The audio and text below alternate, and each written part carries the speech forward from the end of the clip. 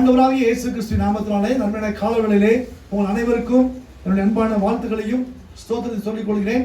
இந்த நாள் காலவேளையிலே நாம் தெரிந்து கொண்ட ஒரு வேத பகுதி 1 கொரிந்தியர் 11ஆம் அதிகாரம் 23 முதல் 26 வசனங்களை நாம் வாசிக்கிறோம்.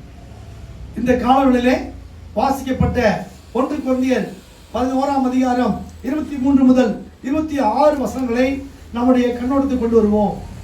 ஒரே ஒரு வேத வசனத்தை அடிக்கோடிட்டு காட்டி அதன் அடிப்படையிலே நாம் என்ன செய்யணும் என்பதை சற்று கற்றுக்கொள்வதற்காக நாம் முயற்சிப்போம். அதாவது இதுல பார்த்தீங்கன்னா ஒரு வசனம் ரொம்ப அருமையா இருக்கு. 24 வசனத்துடைய பின்பகுதி பாருங்க. என்னை நினைவு கூறும்படி இதை செய்யுங்கள் என்றார். 25 பின்பகுதி பாருங்க. பானம் பண்ணும் போதெல்லாம் என்னை நினைவு கூறும்படி இதை செய்யுங்கள் என்றார். இங்க நாம் எதை நினைவு கூற வேண்டும், யாரை நினைவு கூற வேண்டும் என்கிறதான ஒரு விஷயத்தை நாம் என்ன பண்ணணும், கொஞ்சம் கவனமா இருக்க வேண்டும். எதை நினைவு கூறணும், யாரை நினைவு கூற வேண்டும்? நம்முடைய உறவினர்கள் ஒருவர் நம்ம விட்டு கடந்து போய்விட்டால், நம்ம ரொம்ப வேண்டிய ஒருத்தர் விட்டு கடந்து போய்விட்டா நம்ம எப்பொழுதுமே அவர் நினைச்சிட்டு இருப்போம். ஏதாவது ஒரு சூழ்நிலை வரும்போது இவர் இருந்தா ஆயிருக்குமே, இங்க அப்பா இருந்தா ஆயிருக்குமே, அப்பா இல்லாத பிள்ளை என்ன பண்ணுவாங்க, இந்த இடத்துல எங்க அப்பா இருந்தா என் நிலைமை வேற மாதிரி இருக்குன்னு. சரி, அம்மா இல்லாத பிள்ளை என்ன பண்ணுவாங்க, இந்த இடத்துல எங்க அம்மா தான் நல்லா இருக்குன்னு சொல்லுவாங்க. சரிங்களா? இப்போ இந்த வேத பகுதி எதை நினைவு கூறும்படியாக நமக்கு அறிவுறுத்துகிறது, யாரை நினைவு கூறும்படியாக இந்த வேத பகுதி நமக்கு அறிவுறுத்துகிறது சொன்னால் யாரை பற்றி சொல்கிறது?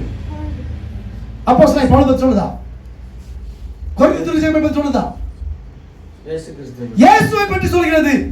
நல்லா புரிஞ்சுக்கோங்க. இயேசுவை நினைவு கூறும்படியாக நாம் அழைக்கப்படுகிறோம். யாரை நினைவு கூறணும்? இயேசுவை. எப்பொழுது நினைவு கூறணும்? இந்த திருவிருந்துக்கு வரும்போதெல்லாம் நினைவு கூற வேண்டும் என்று சொல்லி சொல்கிறது. அப்படின்னா மாசம் ஒரு முறை நாம் திருவிருந்து கூறோம். அப்ப மாதம் ஒரு முறை நினைவு கூர்ந்தால் போதுமா? இல்லை. நம்முடைய எல்லா நிலைகளிலும் எல்லா சூழ்நிலைகளிலும் நாம் அவரை நினைவு கூற வேண்டும். இதே பகுதியை நீ மத்தேயு 26ஆம் அதிகாரம் 26 முதல் 28 வசனம் வாசித்தீங்கன்னா இது புதிய உடன்படிக்கையா இருக்கிறது. எது? இந்த அப்பத்தையும் ரசத்தையும் பானம் பண்ணுவது புதிய உடன்படிக்கை. இந்த அப்பம் என்பது இயேசுவின் சரீரத்தை குறிக்கிறது. திராட்சை ரசம் என்பது இயேசுவின் ரத்தத்தை குறிக்கிறது. அப்போ இந்த திராட்சை ரசமோ இந்த சரீரமோ இந்த அப்பமோ இயேசுவின் சரீரத்தை நினைவு கூறுகிறது. அவருடைய சிலுவை மரணத்தை நினைவு கூறுகிறது. அவருடைய பாடு மரணத்தை நினைவு கூறுகிறது. ஆகவே அன்பான தேவ பிள்ளைகளால் நாம என்ன செய்யணும்னு கேட்டீங்கன்னா, நாம் இயேசுவை நினைவு கூற அழைக்கப்படுகிறோம், அறிவுறுத்தப்படுகிறோம், நினைவூட்டப்படுகிறோம், எச்சரிக்கப்படுகிறோம். இயேசுவை நினைவு கூறாவிட்டால் நமக்கு ரட்சிப்பு இல்லை. ஏனென்றால் பாவத்தின் சம்பளம் மரணம், பாவம் செய்த ஆத்துமா சாகவே சாகும். இந்த பாவத்திலே சாகக்கூடிய ஆத்துமாவுக்கு மீட்பு எங்க இருக்கிறது? இயேசுவின் ரத்தம் சகல பாவனைக்கு நம்மை சுத்திகரிக்கும் என்று சொல்லி யோவான் 1:7 வாசிக்கின்றோம். அன்பான தேவ பிள்ளைகளே, யோவான் 1:7 ஏன் வாசிக்கிறோம் என்றால், நம்முடைய பாவங்களுக்காக நம்முடைய அக்கிரமங்களுக்காக சிலுவையிலே ஒருவர் உயர்த்தப்பட்டார், தூக்கப்பட்டார். மரத்திலே தூக்கப்பட்ட எவனும் சபிக்கப்படும் என்று வேதம் சொல்கிறது. அப்படி நமக்காக இயேசு சபிக்கப்பட்டார், நமக்காக இயேசு பாவமானார், நம்முடைய பாவங்களுக்காக இயேசு சிலுவையிலே தன் ஜீவனை கொடுத்தார். ஆகவே இது புதிய உடன்படிக்கை.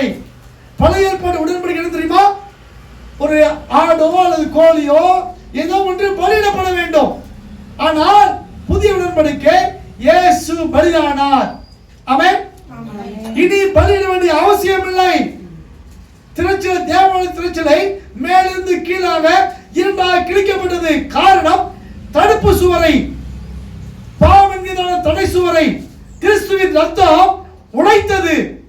இன்றைக்கு உங்களுடைய என்னுடைய பாவத்தை அந்த கிறிஸ்துவின் ரத்தம் உடைத்து ஒன்றுமில்லாமாக்கி நம்மை பரிசுத்தமான நிலைமைக்கு கொண்டு செல்கிறது. ஆகவே நாம் ஒன்று யோசிக்க வேண்டும். இந்த புதிய உடன்படிக்கை ஆகிய இந்த இயேசுவினுடைய சரீரத்தையும் இந்த இயேசுவினுடைய ரத்தத்தையும் நினைவு கூறும்படியாக நாம் திருச்சபையிலே வந்து என்ன பண்றோம்? இந்த அப்பத்திலே பங்கு பெறுகிறோம், இந்த மேசையிலே பங்கு பெறுகிறோம். அப்போ இந்த மேசையிலே பங்கு பெற்ற உடனே நாம் பரிசுத்தமாய் மாறிவிடுவோமா? இல்ல, நாம் இயேசுவை நினைவு கூறுகிறோம். பாவம் செய்த ஆத்துமாவுக்கு தொடர்ச்சியாக பாவத்திலிருந்து விடுதலை பெறுவதற்கு நான் பாவி என்று ஒத்துக்கொண்டு அங்கே சீர்பொருந்துகிற ஒரு இடம்தான் இந்த திருவிருந்து ஆராதனை. நீங்கள் நானும் சீர்பொருந்துகிற இடம்தான் திருவிருந்து ஆராதனை. ஆகவே நாம் சீர்பொருந்துவதற்காக வந்திருக்கிறோம். நாம் இன்னும் நம்மை மாற்றுவதற்காக வந்திருக்கிறோம். அடுத்து பார்த்தீங்கன்னா நீங்க மார்க் 14ஆம் அதிகாரம் 22 to 26 வரைக்கும் அங்க எடுத்துக்கொண்டீங்கன்னா அங்கேயும் வசனம் இப்படிதான் சொல்கிறது. மார்க் 16ஆம் அதிகாரம் 14ஆம் அதிகாரம் 22 to 25. அவன் போஜனம் பண்ண கையில் இயேசு அப்பத்தை எடுத்து ஆசீர்வதித்து அதை பிட்டு அவர்களுக்கு கொடுத்து, நீங்கள் வாங்கி புசியுங்கள், இது என்னுடைய சரீரமாக இருக்கிறது என்றார். அப்ப இந்த அப்பம் சரீரமாய் மாறுதா? இல்ல, மாறாது. இது அப்பம். ஆனால் சிலுவையில் இயேசு பலியானாரே, அதை நினைவு கூறுவதற்கு, அதை ஒப்பிட்டு பார்ப்பதற்கு, அதை சிந்தித்து பார்ப்பதற்கு இந்த அப்பத்தை பயன்படுத்துகிறோம். அடுத்த வசனம் பாருங்க.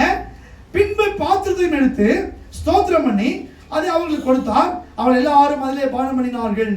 அங்க வசனம் சொல்லுது, அப்பொழுது அவர்களை நோக்கி, இது அநேகருக்காக சிந்தப்படுகிற புது உடன்படிக்கைக்குரிய ரத்தமா இருக்கிறது.